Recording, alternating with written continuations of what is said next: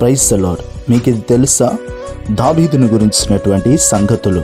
సౌలుకి దురాత్మ వచ్చినప్పుడు సౌలు దగ్గర దావీదు వీణ వాయించి ప్రభుని స్తుతించినప్పుడు దురాత్మ అతనిని వేడిపోయేది.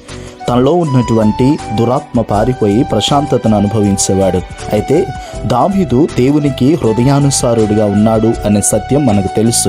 నిజంగా దావీదు తన జీవితంలో ప్రభుని స్తుతిస్తున్నప్పుడు, ప్రభుని ఘనపరుస్తున్నప్పుడు హృదయపూర్వకంగా ప్రభుని కీర్తించేవాడు, ఆరాధించేవాడు. మొదటి సమూయేలు గ్రంథంలో కొన్ని సంగతులు మనం చూడగలం.